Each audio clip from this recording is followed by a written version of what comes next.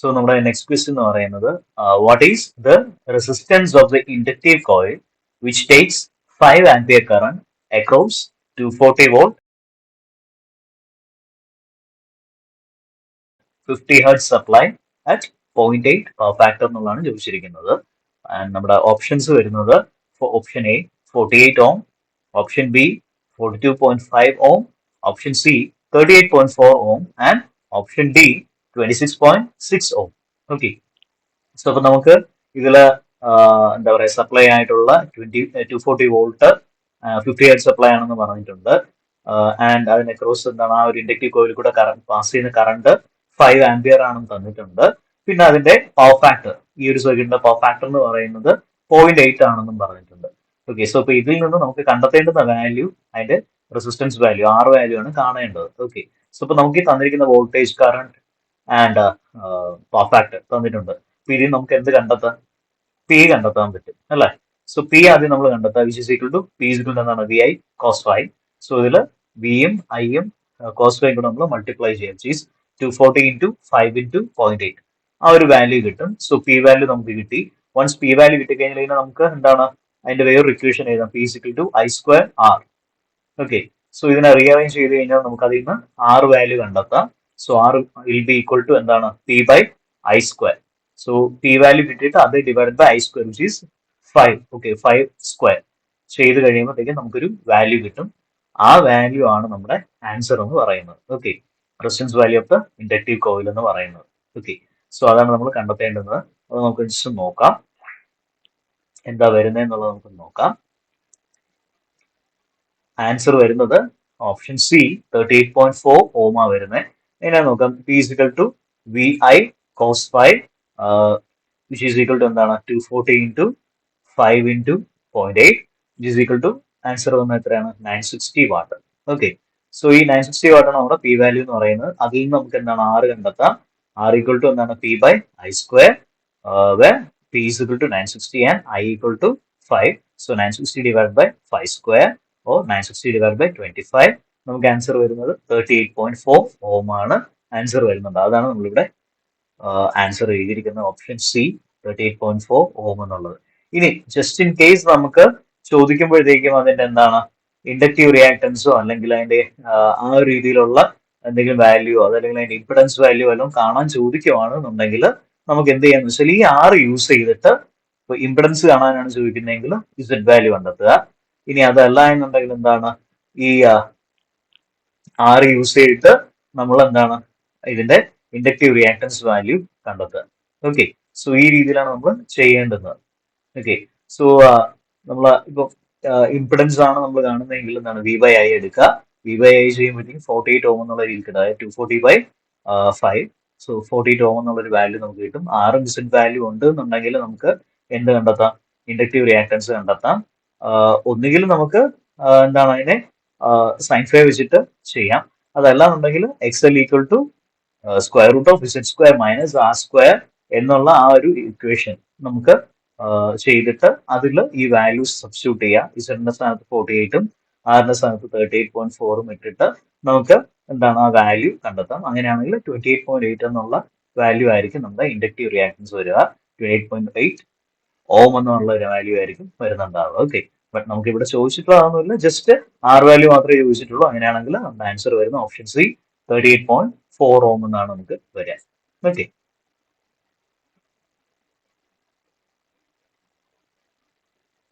next question. In a three-phase system, if the active power is 4 kilowatt and the apparent power is 5 kVA, calculate the reactive power. Okay, ഒരു three phase സിസ്റ്റത്തിൽ active power എന്ന് പറയുന്നത് 4 കിലോവാട്ടും അതുപോലെ apparent power എന്ന് പറയുന്നത് 5 kVA ആണ്. അങ്ങനെയാണെങ്കിൽ reactive power കണ്ടെത്താനാണ് ചോദിച്ചിരിക്കുന്നത്. ഓക്കെ, ആൻഡ് നമ്മുടെ ഓപ്ഷൻസ് എന്ന് പറയുന്നത് option A 1 kVAR, option B 2 kVAR, option C 3 kVAR and option D 4 kVAR. Okay, ഇത് നമ്മൾ റിയാക്റ്റീവ് പവർ ആയതുകൊണ്ടാണ് അതിന് നമ്മൾ യൂണിറ്റിൽ നമ്മൾ kVAR എന്നുള്ളത് കൊടുത്തിരിക്കുന്നത്. ഓക്കെ, കിലോവാട്ട് ആംപിയർ റിയാക്റ്റീവ് എന്നുള്ള രീതിയിൽ നമ്മൾ കൊടുത്തിരിക്കുന്നത്. ഓക്കെ, നമുക്കൊന്ന് നോക്കാം.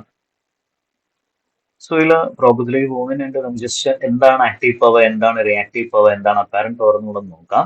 സോ ആക്റ്റീവ് പവർ എന്താന്ന് വെച്ച് കഴിഞ്ഞാൽ എന്താണ്, it is the actual work. Okay, ഒരു എ സി സർക്യൂട്ടിൽ എന്താ പറയുക, യൂസ്ഫുൾ ആയിട്ടുള്ള ആക്ച്വൽ വർക്ക് ചെയ്യുന്ന, അല്ലെങ്കിൽ എത്രത്തോളം എന്താണ് ആക്ച്വലി പവർ യൂട്ടിലൈസ് ചെയ്യുന്നുണ്ട് എന്നുള്ളത് കാണിക്കുന്നതാണ് ആക്റ്റീവ് പവർ എന്ന് പറയുന്നത്. റിയാക്റ്റീവ് പവർ വരുമ്പോഴത്തേക്ക് എന്താണ്, റിയാക്റ്റീവ് ആയിട്ടുള്ള കമ്പോണൻസ്, അതായത് അതിന്റെ ഓസിലേറ്റിംഗ് ആയിട്ടുള്ള കമ്പോണൻസ് കൺസ്യൂം ചെയ്യുന്ന പവറിനെയാണ് റിയാക്റ്റീവ് പവർ എന്ന് കാണിക്കുന്നത്. ജസ്റ്റ് ഇത് ഓസിലേറ്റിംഗ് ആയിട്ടുള്ള ഒരു വാട്ട്ലെസ് പവർ എന്നുള്ള രീതിയിലായിരിക്കും നമ്മൾ അതിനെ പറയുന്നത്, കാരണം പ്രത്യേകിച്ച് നമുക്ക് അതിന് പ്രയോജനമില്ല. ആൻഡ് അപ്പാരന്റ് പവർ എന്ന് പറയുമ്പോഴത്തേക്ക് എന്താണ്, നമ്മൾ എത്രത്തോളം പവർ കൊടുത്തിട്ടുണ്ട് എന്നുള്ളതാണ് അത് സൂചിപ്പിക്കുന്നത്. Okay, apparent power total power നമ്മൾ എത്ര കൊടുത്തു എന്നുള്ളതാണ് അത് സൂചിപ്പിക്കുന്നുണ്ടാവുക. ഇതിൽ ആക്റ്റീവ് പവർ വരുന്നത് നമ്മൾ എഫക്റ്റീവായിട്ട് യൂട്ടിലൈസ് ചെയ്ത്, റിയാക്റ്റീവ് പവർ എന്ന് പറയുന്നത് നമ്മൾ യൂസ് ചെയ്യാതെ വേസ്റ്റ് ആയി പോകുന്ന അല്ലെങ്കിൽ വാട്ട്ലെസ് ആയിട്ടുള്ള ആ ഒരു പവറാണ് നമ്മുടെ റിയാക്റ്റീവ് പവർ എന്ന് പറയുന്നത്. ഓക്കെ, ഇതില് ആക്റ്റീവ് പവറിന് നമുക്ക് പി എന്നുള്ള ലെറ്റർ കൊണ്ടും, അതേപോലെ റിയാക്റ്റീവ് പവറിന് നമുക്ക് എന്താണ് ക്യൂ എന്ന് പറയുന്ന ലെറ്റർ കൊണ്ടും, അതേപോലെ അപ്പാരന്റ് പവറിന് നമുക്ക് എസ് എന്നുള്ള ലെറ്റർ കൊണ്ട് നമുക്ക് എന്താണ് അതിനെ മെൻഷൻ ചെയ്യാം. Okay, P active, Q reactive, and S എന്ന് പറയുന്നത് അപ്പാരന്റ് പവർ. ഇതിൽ അപ്പാരന്റ് പവർ എന്ന് പറയുന്ന S will be equal to എന്താണ്, സ്ക്വയർ റൂട്ട് ഓഫ് പിന്റെയും ക്യൂവിന്റെയും സ്ക്വയർഡ് വാല്യൂസ് ആയിരിക്കും. എന്താ പറയുക, എസ് എന്ന് പറയുന്നത് S equal to square root of P square plus Q square. Okay, അങ്ങനെയാണ് വരുന്നുണ്ടാവുക. ഇതിന്റെ ഒരു സമ്മാണ് നമ്മുടെ അപ്പാരന്റ് പവർ എന്ന് പറയുന്നത്. ഓക്കെ, ഇതിന്റെ ഒരു വെക്ടർ സം എന്നുള്ള രീതിയിലാണ് ഇത് വരിക. ബേസിക്കലി നമ്മൾ ഒരു കടയിൽ പോയിട്ട്, ചായക്കടയിൽ പോയിട്ട് ചായ മേടിക്കുമ്പോഴത്തേക്കും ആ ഒരു ഗ്ലാസ്സിൽ നമുക്ക് എന്താണ്, ഒരു ഗ്ലാസ്സിന് ആ ഒരു വോളിയം ഉണ്ടാവും, പിന്നെ എന്താണ് ആ ഗ്ലാസ്സിൽ കുറച്ച് ചായ ഉണ്ടാവും, കുറച്ച് പതയും ഉണ്ടാവും അല്ലേ. സോ ഇതില് നമ്മുടെ ആ ഹോൾ ഗ്ലാസിന്റെ വോളിയം, ആ വാല്യൂ ആണ് എന്താണ് പറയാ നമ്മുടെ അപ്പാരന്റ് പവർ എന്ന് പറയുന്നത്. ഇതില് നമുക്ക് ചായ ഉള്ള ഭാഗം, അതാണ് ആക്റ്റീവ് പവർ എന്ന് പറയുന്നത്. ആൻഡ് ആ പതയുള്ള ഭാഗം ഉണ്ടല്ലോ, നമുക്ക് പ്രത്യേകിച്ച് വലിയ ഗുണമൊന്നും ഇല്ലാത്തത്, അതാണ് നമ്മുടെ എന്താ പറയാ ഈ വാട്ട്ലെസ് ഫോം ആയിട്ടുള്ള അല്ലെങ്കിൽ വാട്ട്ലെസ് ആയിട്ടുള്ള ആ റിയാക്റ്റീവ് പവറിന്റെ ഭാഗം എന്ന് പറയുന്നത്. ഓക്കെ, സോ ഈ രീതിയിൽ നമുക്ക് active, reactive and apparent power നമുക്ക് മെൻഷൻ ചെയ്യാൻ പറ്റും, അല്ലെങ്കിൽ നമുക്ക് മനസ്സിലാക്കാനുള്ള ഈ സിമ്പിൾ വേ ഇതാണ്. ഓക്കെ, ഇതില് നമ്മുടെ പിന്റെ ആക്റ്റീവ് പവർ കണ്ടുപിടിക്കുന്ന ഇക്വേഷൻ എന്ന് പറയുമ്പോഴത്തേക്ക് P equal to V I cos phi ആണ് നമ്മുടെ പവർ ഫാക്ടർ വെച്ചിട്ട്. ഓക്കെ, ആൻഡ് സിമിലർലി നമ്മുടെ റിയാക്റ്റീവ് പവർ കണ്ടുപിടിക്കുന്നത് വെച്ചാൽ വി ഐ സൈൻ ഫൈ ആയിരിക്കും. ഓക്കെ, ഒന്ന് കോസ് ആണെങ്കിൽ മറ്റേത് സൈൻ, റിയാക്റ്റീവ് വരുന്നത് സൈൻ ആയിരിക്കും. ഓക്കെ, പിന്നെ അതേപോലെ നമ്മുടെ അപ്പാരന്റ് പവർ എന്ന് പറയുമ്പോഴത്തേക്ക് ഇത് രണ്ടിന്റെയും വെക്ടർ സം ആയിരിക്കും. അതുകൊണ്ടാണ് നമ്മൾ ഇവിടെ എന്താണ് equal to square root of P square plus Q square എന്നുള്ള രീതിയിൽ പറഞ്ഞത്. സോ ഇപ്പൊ ഈ ക്വസ്റ്റ്യനിൽ നമുക്ക് കാണാൻ പറഞ്ഞിരിക്കുന്നത് എന്താണ്, റിയാക്റ്റീവ് പവർ ആണ് കാണാൻ പറഞ്ഞിരിക്കുന്നത്. ഓക്കെ, ബാക്കി എന്താണ് ആക്റ്റീവ് പവറും അപ്പാരന്റ് പവറും തന്നിട്ടുണ്ട്. ഇതിൽ നിന്ന് റിയാക്റ്റീവ് പവർ കാണാനാണ് പറഞ്ഞിരിക്കുന്നത്. സോ നമുക്കത് നോക്കാം. സോ ഇപ്പോ എന്താ നമുക്ക് S equal to square root of P square plus Q square എന്നാണെന്നുണ്ടെങ്കിൽ നമുക്ക് അതിനെ അങ്ങോട്ടും ഇങ്ങോട്ടും റീഅറേഞ്ച് ചെയ്യുമ്പോഴത്തേക്കും എന്താണ് Q equal to square root of S square minus P square എന്നുള്ള രീതിയിൽ കിട്ടും. എസ് എന്ന് പറയുന്നത് അപ്പാരന്റ് പവർ ആൻഡ് പി എന്ന് പറയുന്നത് ആക്റ്റീവ് പവർ. സോ ഇതിൽ നമുക്ക് എസ് 5 തന്നിട്ടുണ്ട്, അതേപോലെ പി എന്ന് പറയുന്നത് 4 നമുക്ക് ക്വസ്റ്റിന് തന്നിട്ടുണ്ട്. So square root of 5 square minus 4 square which is equal to എന്താണ് 9. സോ സ്ക്വയർ റൂട്ട് ഓഫ് 9 ആണ് നമുക്ക് കാണേണ്ടത്. So which is 3. So 3 kVAr ആണ് നമ്മുടെ എന്താണ് റിയാക്റ്റീവ് പവർ എന്ന് പറയുന്നത്. Okay, so option C 3 kVAr ആണ് നമ്മുടെ ആൻസർ എന്ന് പറയാം. Okay, next question, what is the dielectric strength in kilovolt per millimeter of asbestos at 20 degree Celsius. Okay, നമുക്ക് ഓപ്ഷൻസ് നോക്കാം. Option A 40, option B 42, option C 44 and option D 46. Okay, നമുക്ക് ആൻസറിലേക്ക് പോകുന്നതിന് മുന്നായിട്ട് എന്താണ് ഡയലക്ട്രിക് സ്ട്രെങ്ത് കൊണ്ട് ഉദ്ദേശിക്കുന്നതെന്ന് കൂടെ നോക്കാം. ഓക്കെ, ഇപ്പോ നമ്മുടെ ഒരു എന്താ പറയാ ഒരു മെറ്റീരിയലിന് ബ്രേക്ക് ഡൗൺ ആവാതെ, ഓക്കെ, ഒരു മെറ്റീരിയൽ അത് ബ്രേക്ക് ഡൗൺ ആവാതെ എത്രത്തോളം എന്താണ് ഇലക്ട്രിക് ഫീൽഡ് അതിൽ ഉൾക്കൊള്ളാൻ പറ്റും, ആ മെറ്റീരിയലിനകത്ത് ഉൾക്കൊള്ളാൻ പറ്റും എന്ന് കാണിക്കുന്ന അതിന്റെ ഒരു എന്താ പറയാ ആ ഒരു കപ്പാസിറ്റിയാണ് കണ്ടക്റ്റീവ് ആയിട്ടുകൊണ്ട് തന്നെ. ഓക്കെ, കണ്ടക്ട് ചെയ്തുകൊണ്ട് തന്നെ ഇലക്ട്രിക്കലി കണ്ടക്റ്റീവ് ആയിട്ട് തന്നെ എത്രത്തോളം എന്താണ് ഇലക്ട്രിക് ഫീൽഡ് അതിന് ഉൾക്കൊള്ളാൻ പറ്റും വിതൗട്ട് ബ്രേക്കിംഗ് ഡൗൺ എന്നുള്ളതാണ് ഒരു മെറ്റീരിയലിന്റെ ഡയലക്ട്രിക് സ്ട്രെങ്ത് സൂചിപ്പിക്കുക. ഓക്കെ, സോ നമുക്ക് ആൻസർ വരുന്നത് ഓപ്ഷൻ ബി ആണ്. Option B 42 kilo volt per centimetre ആണ് നമുക്ക് ആൻസർ വരിക. ആൻഡ് ഒരു എന്താ പറയാ ആസ്ബസ്റ്റോസ് നമ്മൾ കൂടുതലും യൂസ് ചെയ്യുന്നത് വെച്ച് കഴിഞ്ഞാൽ എന്താണ് ഒരു ഇലക്ട്രിക്കൽ ഇൻസുലേറ്റർ ആയിട്ട് നമ്മൾ യൂസ് ചെയ്യുന്ന ഒരു മെറ്റീരിയൽ ആണ്. ഓക്കെ, ഒരു ഇൻസുലേറ്റർ ആയിട്ട് നമ്മൾ യൂസ് ചെയ്യുന്ന ഒരു മെറ്റീരിയൽ ആണ് ആസ്ബസ്റ്റോസ് എന്ന് പറയുന്നത്. ആൻഡ് അതിനെന്താ പറയാ നമുക്ക് അത് കൂടുതൽ യൂസ് ചെയ്യുന്നതിന്റെ റീസൺ എന്ന് പറഞ്ഞാൽ അത് ഫയർ റെസിസ്റ്റന്റും ആണ്, അതുപോലെ എന്താണ് തേർമൽ സ്റ്റെബിലിറ്റിയും ആണ്.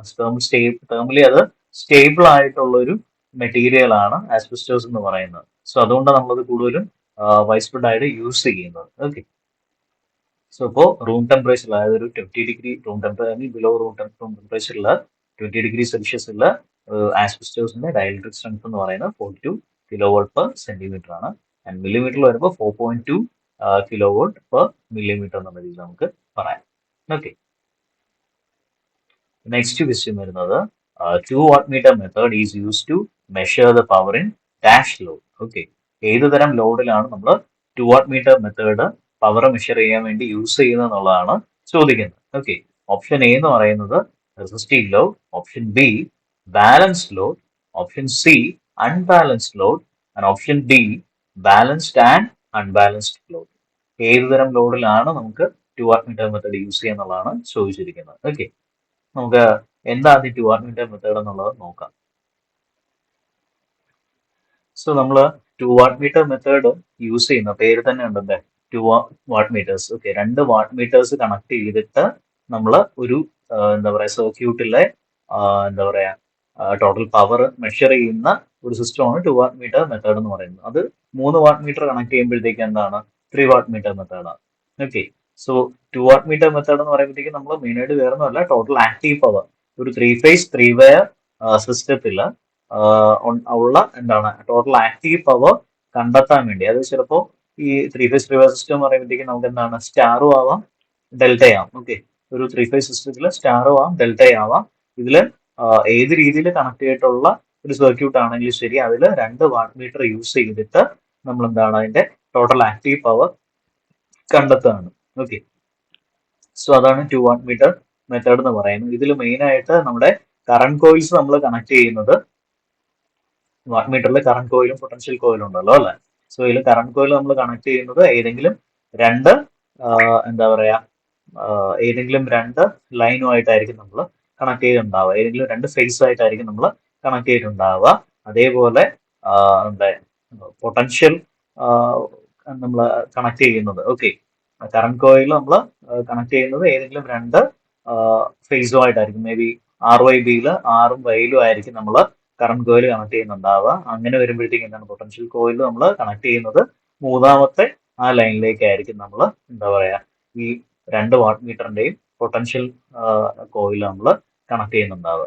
സോ എന്നിട്ട് ഈ 2 വാട്ട് മീറ്ററിന്റെയും റീഡിങ്സ് ഉണ്ടാവുമല്ലോ, ഇതിന്റെ സം ആയിരിക്കും നമ്മുടെ ആ ഹോൾ 3 ഫേസ് ഒരു സർക്യൂട്ടിൽ ഉണ്ടാവുന്ന ഇൻസ്റ്റന്റേനിയസ് പവർ. ആ നമ്മൾ നോക്കുന്ന മെഷർ ചെയ്യുന്ന സമയത്തുള്ള ഇൻസ്റ്റന്റേനിയസ് ആക്റ്റീവ് പവർ എന്ന് പറയുന്നത് ഈ എന്താ പറയാ വാട്ട് മീറ്ററിൽ നമ്മൾ കാണുന്ന റീഡിങ്ങിന്റെ സം വാല്യൂ ആയിരിക്കും നമ്മൾ കൺസിഡർ ചെയ്യുന്നുണ്ടാവുക. ഓക്കെ, നമ്മുടെ ചോദ്യം ഇതിൽ എന്തായിരുന്നു എന്ന് വെച്ച് കഴിഞ്ഞാൽ ഇത് ഏതുതരം ലോഡിനാണ് യൂസ് ചെയ്യുന്നതെന്നാണ് ചോദിക്കുന്നത്.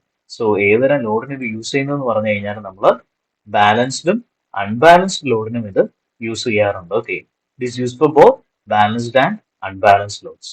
രണ്ടിനും നമ്മളത് യൂസ് ചെയ്യാറുണ്ട് 2 watt meter method. Okay, so the answer will be option D, balanced and unbalanced loads. Yes, option D, balanced and unbalanced load, അതാണ് നമ്മുടെ ആൻസർ എന്ന് പറയുന്നത്. ഓക്കെ, സോ ഇതാണ് നമ്മുടെ ഒരു 3 വാട്ട് മീറ്റർ മെത്തേഡിന്റെ എന്താ പറയാ ആ ഒരു കൺസ്ട്രക്ഷൻ അല്ലെങ്കിൽ ആ ഒരു അറേഞ്ച്മെന്റ് എന്ന് പറയുന്നത്. ഓക്കെ, 2 വാട്ട് മീറ്റർ ഉണ്ട്. ഈ 2 വാട്ട് മീറ്റർ എന്താണ് നമ്മൾ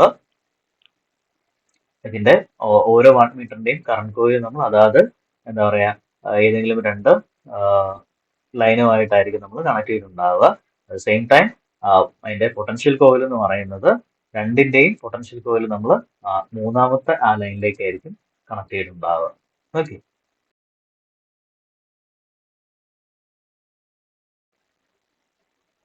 Next question. To magnetize steel is difficult because of its option A, high density, option B, high retentivity, option C, high permeability, and option D, low permeability. ഇതിൽ ഏത് factor കൊണ്ടാണ് ഏത് characteristics കൊണ്ടാണ് നമുക്ക് steel magnetize ചെയ്യാൻ പാടാകുന്നതെന്നാണ് ചോദിക്കുന്നത്. Okay. സ്റ്റീലിനെ നമ്മൾ main ആയിട്ടൊരു ഹാർഡ് മാഗ്നറ്റിക് മെറ്റീരിയൽ എന്നുള്ള രീതിയിലാണ് നമ്മൾ അതിനെ കൺസിഡർ ചെയ്യുന്നത്. അതിന് ഹൈ ആയിട്ടുള്ള മാഗ്നറ്റിക് റിലക്റ്റൻസ് ഉണ്ട്. അതുപോലെ തന്നെ എന്താണ് അതിന്റെ അലൈൻമെന്റ്, ഓക്കെ, അതിന്റെ ഇന്റേണൽ മാഗ്നറ്റിക് ഡൊമൈനിന്റെ അലൈൻമെന്റ് എന്ന് പറയുന്നത് എന്താണ് നമ്മുടെ മാഗ്നറ്റൈസ് ചെയ്യാൻ വേണ്ടി അതിനെ റെസിസ്റ്റ് ചെയ്യുന്ന രീതിയിലാണ് അത് ചെയ്യുന്നുണ്ടാകും. ഇപ്പൊ നോർമൽ അയൺ ആണെന്നുണ്ടെങ്കിൽ അത് ഈസിലി അത് മാഗ്നറ്റൈസ് ആവും. പക്ഷേ സ്റ്റീൽ എന്ന് പറയുമ്പോഴത്തേക്കും നമ്മൾ അതിൽ കാർബൺ കണ്ടന്റ് കൂടെ കയറി വരിക. അപ്പൊ ഇതിലെ കാർബൺ കണ്ടന്റ് എന്ന് പറയുമ്പോഴത്തേക്ക് എന്താണ് നമ്മുടെ ഇതിന്റെ മാഗ്നറ്റൈസ് ചെയ്യാൻ വേണ്ടി അതിനെ ഹെൽപ്പ് ചെയ്യുന്ന ആ ഒരു പ്രോപ്പർട്ടിയിൽ നിന്ന് അതിനെ ബ്ലോക്ക് ചെയ്യാണ്. അതിന്റെ മാഗ്നറ്റൈസ് ചെയ്യാൻ വേണ്ടിയിട്ടുള്ള ആ കാര്യങ്ങൾ അതിന് എന്താണ് അതിന്റെ മാഗ്നറ്റിക് ഡൊമൈൻസിനെ അത് എന്താണ് ലോക്ക് ചെയ്ത് വെക്കും. സോ അതുകൊണ്ടാണ് നമ്മുടെ സ്റ്റീല് അയണിനെ സോഫ്റ്റ്വെയറിനെ അപേക്ഷിച്ച് നോക്കുമ്പോഴത്തേക്ക് എന്താണ് മാഗ്നറ്റൈസ് ആവാൻ പാടാകുന്നത്. ഓക്കെ. ആൻഡ് ഒരു കാര്യം കൂടെ ഉണ്ട്, അത് ലോ പെർമിയബിലിറ്റി ആണ്. ഓക്കെ. കമ്പയർ ടു സോഫ്റ്റ്വെയർ, നമ്മുടെ മാഗ്നറ്റിക് സ്റ്റീൽ എന്ന് പറയുന്നത് എന്താണ്, it has low permeability. High റിലക്റ്റൻസും ലോ പെർമിയബിലിറ്റിയും ആണ് അതിനെ എന്താ പറയാ മാഗ്നറ്റൈസ് ചെയ്യാൻ പാടാക്കുന്നത്. ഓക്കെ. സോ നമ്മുടെ ആൻസർ വരുന്നത് ഓപ്ഷൻ ഡി, ലോ പെർമിയബിലിറ്റി ആണ് വരിക. ഓക്കെ. അതുപോലെ തന്നെ പെർമിയബിലിറ്റി സൂചിപ്പിക്കുന്ന എന്താണ്, പെർമിയബിലിറ്റി എന്ന് പറഞ്ഞ് സൂചിപ്പിക്കുന്ന വെച്ചാൽ എന്താ എത്രത്തോളം മാഗ്നറ്റിക് ഫ്ലക്സിനെ ഈസി ആയിട്ട് ഒരു മെറ്റീരിയൽ പാസ് ചെയ്യാൻ വേണ്ടി അലൗ ചെയ്യുന്നുണ്ട്, അതല്ലെങ്കിൽ എത്രത്തോളം ഈസി ആയിട്ട് അത് മാഗ്നറ്റൈസ് ചെയ്യപ്പെടുന്നുണ്ട് എന്നുള്ളത് സൂചിപ്പിക്കുന്ന ഒരു ഫാക്ടർ അല്ലെങ്കിൽ ഒരു ഒരു ഒരു കാര്യം കൂടെ ആണ് പെർമിയബിലിറ്റി എന്ന് പറയുന്നത്. ഓക്കെ. സോ ലോ പെർമിയബിൾ ആയതുകൊണ്ട് തന്നെ നമ്മുടെ സ്റ്റീല് മാഗ്നറ്റൈസ് ചെയ്യാൻ വേണ്ടി പാടുപെടുന്നുണ്ട്. ഓക്കെ. പാടാണത് നമുക്ക് മാഗ്നറ്റൈസ് ചെയ്യാനായിട്ട്. ഓക്കെ. അപ്പൊ ഇതില് നമ്മൾ ബാക്കിയുള്ള ഓപ്ഷൻസ് നോക്കുകയാണെങ്കിൽ ഹൈ ഡെൻസിറ്റി ആണ് ബാക്കിയുള്ള ഓപ്ഷൻ എന്ന് പറയുന്നത്. സോ ഹൈ ഡെൻസിറ്റി എപ്പോഴും സൂചിപ്പിക്കുന്നത് എന്താണ്, അതിന്റെ ഫിസിക്കൽ പ്രോപ്പർട്ടി ആണ്. ഒരിക്കലും അതിന്റെ മാഗ്നറ്റിക് കാര്യങ്ങളായിട്ട് റിലേറ്റ് ചെയ്ത് വരുന്നില്ല. സോ അതുകൊണ്ട് ഒരിക്കലും ആ വാല്യൂ അല്ല. പിന്നെ ഹൈ റിട്ടൻറ്റിവിറ്റി ആണ് രണ്ടാമത്തെ നമ്മുടെ ഓപ്ഷൻ വന്നിരുന്നത്. ഓക്കെ. സോ അത് വേറൊന്നുമല്ല, വൺസ് നമ്മൾ എന്താണ് എക്സ്റ്റേണൽ ആയിട്ടുള്ള ഫീൽഡ് റിമൂവ് ചെയ്ത് കഴിഞ്ഞാൽ ഒരു മെറ്റീരിയലിന് മാഗ്നറ്റൈസ്ഡ് ആയിട്ട് നിൽക്കാൻ പറ്റുന്ന എബിലിറ്റിയാണ് അതിന്റെ റിട്ടൻറ്റിവിറ്റി എന്ന് പറയുന്നത്. സോ ഹൈലി റിട്ടൻറ്റീവ് ആയിട്ടുള്ള ഒരു മെറ്റീരിയൽ ആണെന്ന് വെച്ചിട്ട് അത് എന്താ പറയാ അതിന് പെർമിയബിലിറ്റി ഉണ്ടാവണം നിർബന്ധമില്ല. ഓക്കെ. സോ പെർമിയബിലിറ്റി ഉണ്ടാവണമെന്നില്ല, അത് ചിലപ്പോൾ ലോ പെർമിയബിലിറ്റി ആയിരിക്കാം. ഇതൊന്നും എന്താണ് നമ്മുടെ എന്താ മാഗ്നറ്റൈസേഷന്റെ ഒരു കാരണമായിട്ട് നമുക്ക് പറയാൻ പറ്റത്തില്ല. ഇപ്പോൾ സ്കെയിലിന്റെ കാര്യം തന്നെ നമ്മൾ എടുക്കുകയാണെന്നുണ്ടെങ്കിൽ ഹൈ റിട്ടൻറ്റിവിറ്റിയാണ്. ഓക്കെ. സോ നമ്മൾ ഫീൽഡ് മാറ്റിക്കഴിഞ്ഞാൽ ഇതിൽ മാഗ്നറ്റിസം നിൽക്കും. പക്ഷേ അതിനെ മാഗ്നറ്റൈസ് ചെയ്ത് എടുക്കാനായിട്ട് പാടാണ്. ഓക്കെ. സോ അങ്ങനെ വരുമ്പോഴത്തേക്കും അതുമല്ല ആൻസർ വരിക. ഓക്കെ. ആൻഡ് അതുപോലെ ഹൈ പെർമിയബിലിറ്റി, ഹൈലി പെർമിയബിൾ ആണെന്നുണ്ടെങ്കിൽ പെട്ടെന്ന് മാഗ്നറ്റൈസ് ആവണം. ഇവിടെ പറയുന്ന വെച്ചാൽ എന്തുകൊണ്ടാ പാടാകുന്നതെന്നാണ് ചോദിക്കുന്നത്. അപ്പൊ അതിന് ഈ പറയുന്ന കാര്യങ്ങളൊന്നും അല്ല വരിക. ഡെൻസിറ്റി കൂടിയെന്ന് പറഞ്ഞിട്ടോ അല്ലെങ്കിൽ റിട്ടൻറ്റിവിറ്റി കൂടിയെന്ന് പറഞ്ഞിട്ടോ അല്ലെങ്കിൽ പെർമിയബിലിറ്റി കൂടിയെന്ന് പറഞ്ഞിട്ടോ ഇതൊന്നും എന്താണ് സ്റ്റീല് മാഗ്നറ്റൈസ് ചെയ്യാൻ പാടാവുന്നതിന്റെ ഒരു റീസൺ അല്ല. ഓക്കെ. പാടാക്കുന്നതിന്റെ ഏക റീസൺ എന്ന് പറഞ്ഞാൽ ലോ പെർമിയബിലിറ്റി ആണ് നമുക്ക് തന്നിട്ടുള്ളതിൽ. സോ അതുകൊണ്ടാണ് നമ്മളത് ചൂസ് ചെയ്തത്. ഓക്കെ. നെക്സ്റ്റ് ക്വസ്റ്റ്യൻ എന്ന് പറയുന്നത് what is the effect if one cell is connected with reverse polarity in A parallel combination circuit. നമ്മുടെ പാരലൽ കോമ്പിനേഷൻ സർക്യൂട്ടിൽ സെൽസ് കണക്ട് ചെയ്തിരിക്കുമ്പോഴത്തേക്കും അതിൽ ഏതെങ്കിലും ഒരു സെല്ല് നമ്മൾ എന്താണ് റിവേഴ്സ് പൊളാരിറ്റിയിൽ കണക്ട് ചെയ്യുന്നത്. അങ്ങനെയാണെന്നുണ്ടെങ്കിൽ എന്താ അതിന്റെ എഫക്ട് എന്നുള്ളതാണ് ചോദിച്ചിരിക്കുന്നത്. Okay. Option A, voltage becomes zero, and option B, it becomes an open circuit, and option C, it will get short circuited, and option D, no effect will function normally. Okay, so നമുക്ക് parallel combination circuit ആണെന്നുണ്ടെങ്കിൽ എന്താണ്, ഒരു 4 cells നമ്മൾ പാരലി connected ആണെന്നുണ്ടെങ്കിൽ ഈ positives എല്ലാം ഒരു പോയിന്റിൽ നമ്മുടെ ആ സെല്ലിന്റെ പോസിറ്റീവ് പൊളാരിറ്റി വരുന്ന സൈഡെല്ലാം എന്താണ്, സൈഡ്സ് എല്ലാം എന്താണ്, ഏതെങ്കിലും ഒരു പോയിന്റിൽ കണക്റ്റഡ് ആയിരിക്കും. അതേപോലെ ആ ആ 4 സെൽസിന്റെ തന്നെ നെഗറ്റീവ് സൈഡ് വരുന്ന, നെഗറ്റീവ് പൊളാരിറ്റി വരുന്ന സൈഡ്സ് എല്ലാം കൂടെ എന്താണ്, ഒരു പോയിന്റിലേക്ക് കണക്റ്റഡ് ആയിരിക്കും. സോ ആ രീതിയിലാണ് വരുന്നത്. ഇതിൽ ഏതെങ്കിലും ഒരു സെല്ല് നമ്മൾ റിവേഴ്സ് പൊളാരിറ്റിയിൽ കണക്ട് ചെയ്യുവാണ് എന്നുണ്ടെങ്കിൽ സംഭവിക്കുന്നത് എന്താന്ന് വെച്ച് കഴിഞ്ഞാൽ ആ ഒരു സെല്ലിന്റെ പോസിറ്റീവ് പൊളാരിറ്റി എന്ന് പറയുന്നത് ബാക്കിയുള്ള 3 സെല്ലിന്റെയും എന്താണ്, ഞാൻ എക്സാമ്പിൾ പറഞ്ഞ കേട്ടോ, എത്ര സെൽസ് ആണോ കണക്ട് ചെയ്തിട്ടുള്ളത് അതിന്റെ ആ പാരൽ കോമ്പിനേഷനിൽ അത്രയും സെൽസിന്റെ നെഗറ്റീവ് പൊളാരിറ്റി ആയിട്ട് അതിന്റെ പോസിറ്റീവ് പൊളാരിറ്റി കണക്റ്റഡ് ആവുകയും അതേപോലെ തന്നെ ആ ഒരു സെല്ലിന്റെ നെഗറ്റീവ് പൊളാരിറ്റി എന്ന് പറയുന്നത് പോസിറ്റീവ്, ബാക്കിയുള്ള എല്ലാ സെൽസിന്റെയും പോസിറ്റീവ് പൊളാരിറ്റി ആയിട്ട് അത് കണക്റ്റഡ് ആവുകയും ചെയ്യും. അങ്ങനെ വരുമ്പോഴത്തേക്കും സംഭവിക്കുന്ന വെച്ചാൽ അതൊരു സീരീസ് കണക്ഷനിൽ നിൽക്കുന്നത് പോലെ അത് ആക്ട് ചെയ്യും. അങ്ങനെ വരുമ്പോഴത്തേക്കും എന്താ, വോൾട്ടേജ് കൂടുകയും ചെയ്യും. അതേപോലെ തന്നെ നമുക്കറിയാം പാരലൽ കോമ്പിനേഷനിൽ നിൽക്കുന്ന സർക്യൂട്ട്സുകൾ എന്ന് പറയുമ്പോഴത്തേക്ക് എന്താണ്, അതിന്റെ റെസിസ്റ്റൻസ് എന്ന് പറയുന്നത് വളരെ വളരെ ലോ ആണ് അല്ലെ. ഒന്നാമത് അതിൽ ഇന്റേണൽ റെസിസ്റ്റൻസ് ആണ് അതിൽ കൺസിഡർ ചെയ്യുന്നത്. ആൻഡ് ഈ ഇന്റേണൽ റെസിസ്റ്റൻസിന്റെ പാരലൽ വാല്യൂ എന്ന് പറഞ്ഞെടുക്കുമ്പോഴത്തേക്കും ലെസ് ദാൻ ദ ലീസ്റ്റ് ആയിരിക്കും വരുന്നുണ്ടാവുക. വോൾട്ടേജും കൂടി അതേപോലെ എന്താണ്, റെസിസ്റ്റൻസ് കുറയുകയും ചെയ്യുമ്പോഴത്തേക്ക് എന്താ സംഭവിക്കുക, ഒരു ഹൈ കറണ്ട് അതിൽ കൂടെ ഫ്ലോ ചെയ്യുന്നുണ്ടാവും, ഹീറ്റിംഗ് ഉണ്ടാവും, ഷോർട്ട് സർക്യൂട്ടിനുള്ള പോസിബിലിറ്റീസ് ഉണ്ടാവും. ഓക്കെ, സോ അങ്ങനെ വരുമ്പോഴത്തേക്ക് എന്താണ്, നമുക്ക് ഈ ഒരു പാരലൽ കോമ്പിനേഷൻ സർക്യൂട്ടിൽ ഒരു പൊളാരിറ്റി റിവേഴ്സ് ചെയ്ത് ഏതെങ്കിലും ഒരു സെല്ല് വന്നു കഴിഞ്ഞാൽ സംഭവിക്കുന്നത് ഷോർട്ട് സർക്യൂട്ട് ആയിരിക്കും സംഭവിക്കുന്നുണ്ടാവുക. നമുക്ക് ജസ്റ്റ് ഒന്ന് ചെക്ക് ചെയ്ത് നോക്കാം.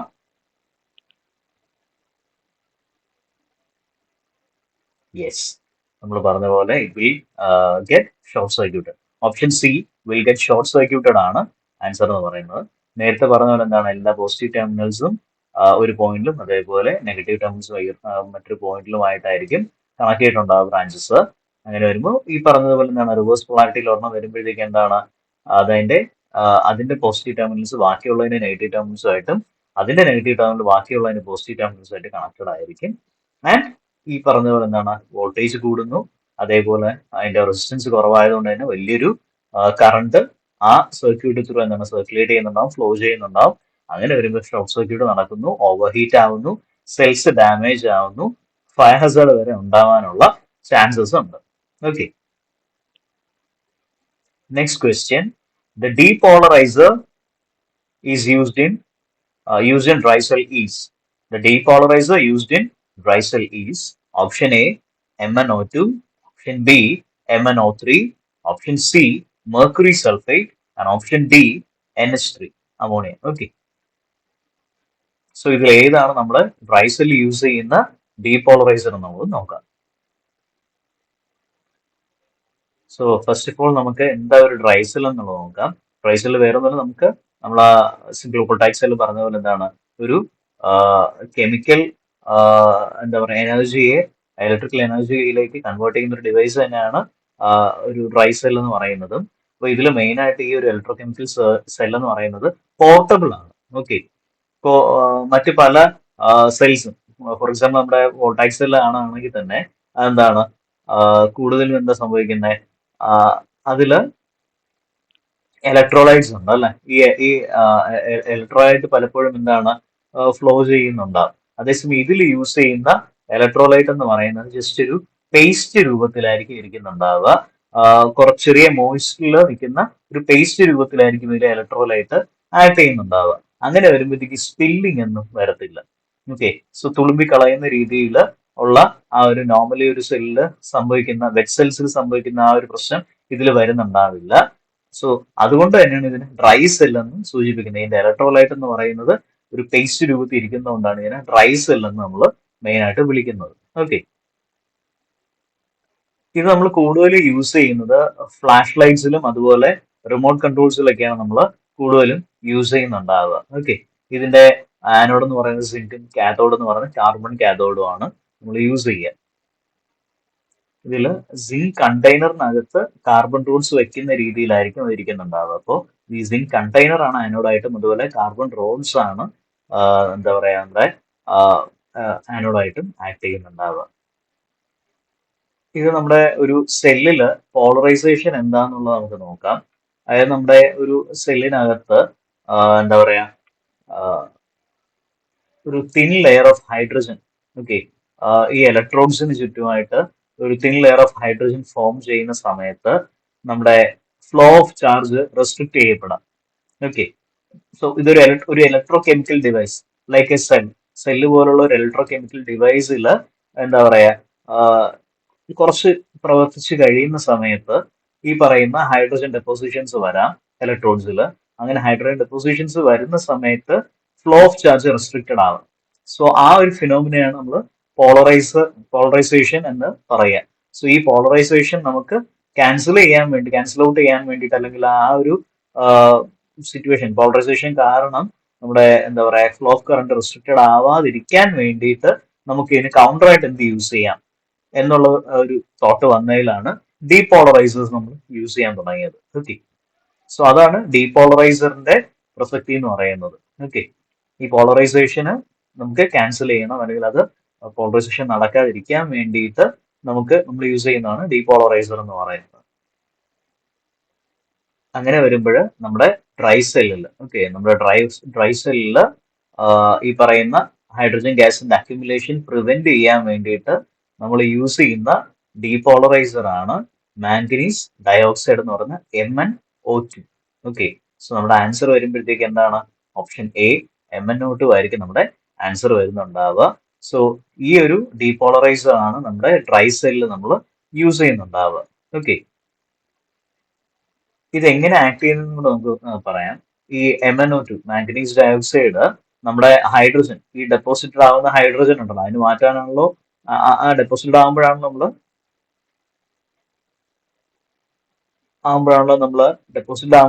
അതിന് എന്താ പറയാ പോളറൈസ്ഡ് എന്ന് പറയാം. സോ അത് ക്യാൻസൽ ഔട്ട് ചെയ്യാൻ വേണ്ടിയിട്ടാണ് നമ്മളത് യൂസ് ചെയ്യുന്നത്. സോ ഒരു എന്താ പറയാ നമ്മുടെ ഓക്സിഡൈസിങ് ഏജന്റ് ആയിട്ടാണ് മാംഗനീസ് ഡയോക്സൈഡ് ആക്ട് ചെയ്യുന്നത്. അങ്ങനെ അത് ആക്ട് ചെയ്യുമ്പോഴത്തേക്കും ഈ ഡെപ്പോസിറ്റ് ആയിട്ടുള്ള ഹൈഡ്രജൻ എന്ന് പറയുന്നത് വാട്ടർ ആയിട്ട് കൺവേർട്ടഡ് ആകും. ഓക്കെ, ത്രൂ കെമിക്കൽ റിയാക്ഷൻ അത് വാട്ടർ ആയിട്ട് കൺവേർട്ടഡ് ആകും. അങ്ങനെ വരുമ്പോഴത്തേക്ക് എന്താണ് നമ്മുടെ പോളറൈസേഷൻ ക്യാൻസൽ ഔട്ട് ചെയ്യാൻ പറ്റും. സോ അങ്ങനെയാണ് മാംഗനീസ് ഡയോക്സൈഡ് ഡീപോളറൈസർ ആയിട്ട് ഡ്രൈ സെല്ലിൽ നമ്മൾ യൂസ് ചെയ്യുന്നത്. ഓക്കെ,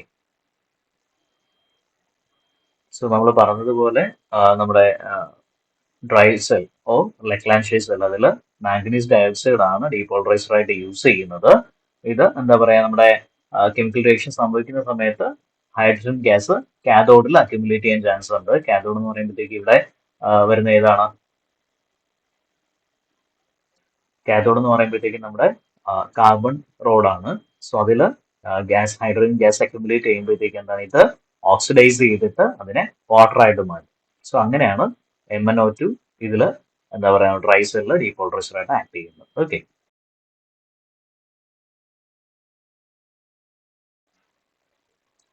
നെക്സ്റ്റ് ക്വസ്റ്റ്യൻ വരുന്നത് ടു ബാറ്ററീസ് ഈച്ച് ഹാവിംഗ് എന്താണ് open circuit voltage of 2 volt and internal resistance of 2 ohm are connected in parallel to supply a load of 2 ohm. Then the current supplied by each battery is what? അല്ലെങ്കിൽ how much എന്നുള്ളതാണ് question ചോദിക്കുന്നത്. And option A 0.33 ampere, option B 2 ampere, option C 0.8 ampere and option D 1 ampere. Okay, so നമുക്ക് തന്നിരിക്കുന്ന വെച്ചാൽ 2 battery തന്നിട്ടുണ്ട്. ഈ 2 ബാറ്ററിയുടെ എന്താണ് ഓപ്പൺ സർക്യൂട്ട് വോൾട്ടേജ് എന്ന് പറയുന്നത് 2 വോൾട്ട്, ആൻഡ് ഈ 2 ബാറ്ററിയുടെയും ഇന്റേണൽ റെസിസ്റ്റൻസ് എന്ന് പറയുന്നത് 2 ohm ആണ്. ഓക്കെ, ആൻഡ് ഈ 2 ബാറ്ററി എന്താണ് നമുക്ക് പാരലലി കണക്റ്റഡ് ആണെന്ന് പറഞ്ഞ് തന്നിട്ടുണ്ട്.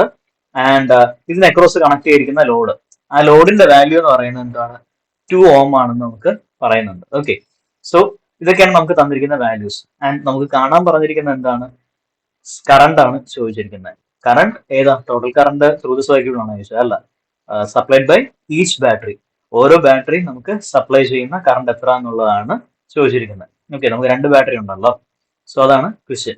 സോ ഇതിൽ നമുക്ക് എളുപ്പം കണ്ടുപിടിക്കാൻ എങ്ങനെയാ വെച്ച് കഴിഞ്ഞാൽ ആദ്യം നമ്മൾ ആ സർക്യൂട്ടിന് അക്രോസ് ഉള്ള ഇക്വലന്റ് റെസിസ്റ്റൻസ് കണ്ടുപിടിക്കുക. സോ അത് കണ്ടുപിടിക്കാനായിട്ട് ആദ്യം ബാറ്ററീസ് കൺസിഡർ ചെയ്യുക. ബാറ്ററീസിൽ രണ്ടും പാരലലി കണക്റ്റഡ് ആണ്. അതിന്റെ ഇന്റേണൽ റെസിസ്റ്റൻസ് നോക്കുക. 2 ohmന്റെ 2 ഇന്റേണൽ റെസിസ്റ്റൻസ് വരുന്ന രണ്ട് ബാറ്ററീസ് പാരലലി കണക്റ്റഡ് ആണ്. അപ്പൊ 2 ഓമിന്റെ പാരലൽ കണക്ഷൻ വരുന്നുണ്ട്. സോ 2 ഓമിന്റെ രണ്ട് റെസിസ്റ്റേഴ്സ് പാരലലി കണക്ട് ചെയ്ത് കഴിഞ്ഞാൽ അതിന് ക്രോസ് ഇക്വലന്റ് റെസിസ്റ്റൻസ് എത്ര വരും? ഒന്നുകിൽ 2 × 2/2 എന്ന് ഇടാം, അല്ലെന്നുണ്ടെങ്കിൽ 2 × 2/4 എന്ന് ഇടാം, അതല്ലെങ്കിൽ എന്താണ് 2/2 എന്നുള്ള രീതിയിൽ ഇടാം.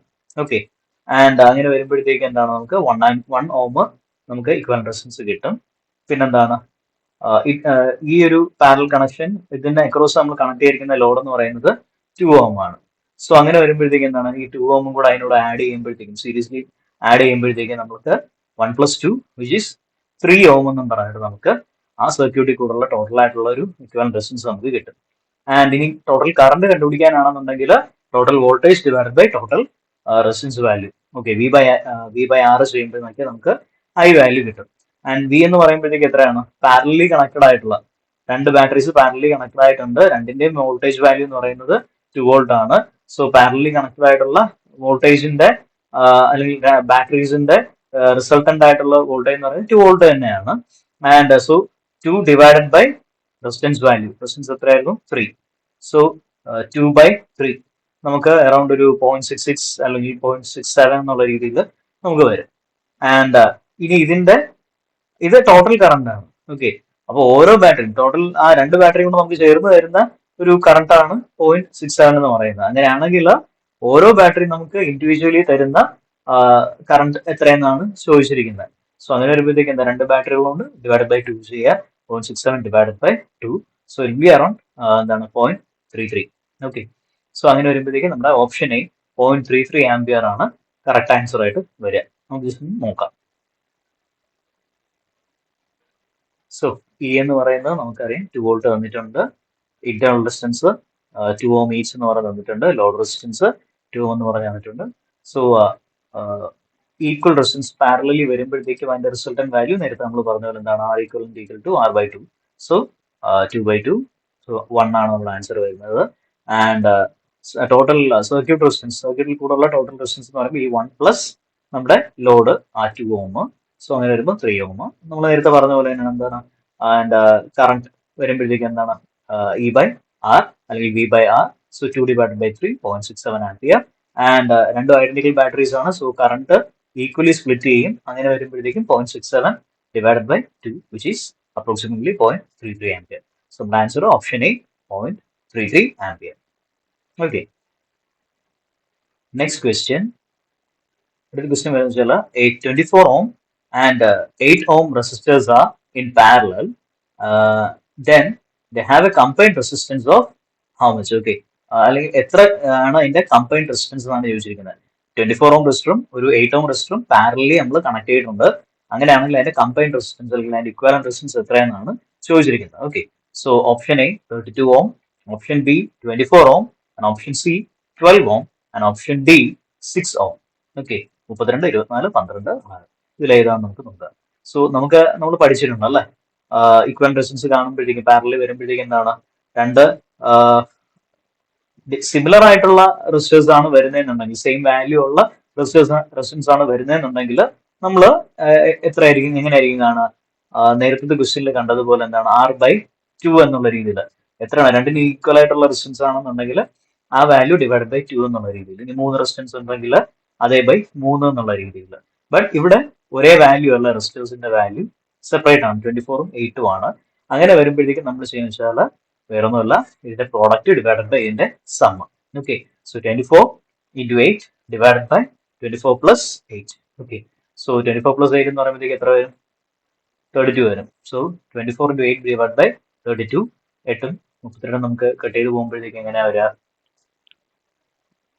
4 വരും. ആൻഡ് 4ഉം 24ഉം കട്ട് ചെയ്യുമ്പോഴത്തേക്കും 6.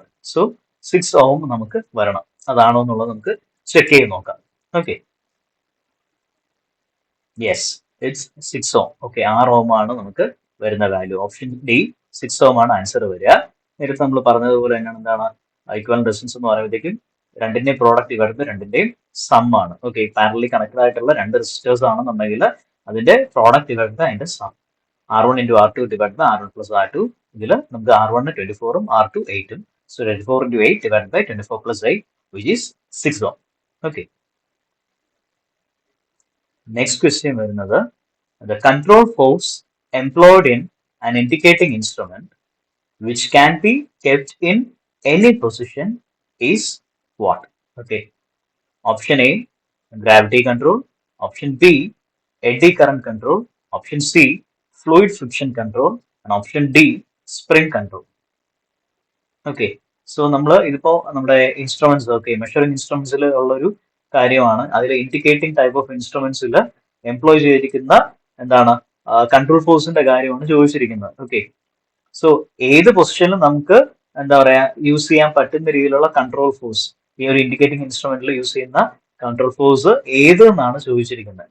സോ അതിലാണ് gravity control, AD current control, fluid friction control അല്ലെങ്കിൽ സ്പിരിറ്റ് കൺട്രോൾ എന്ന് പറഞ്ഞ ഓപ്ഷൻസ് തന്നിരിക്കുന്നത്. സോ നമുക്ക് എന്താണെന്നുള്ളത് നോക്കാം.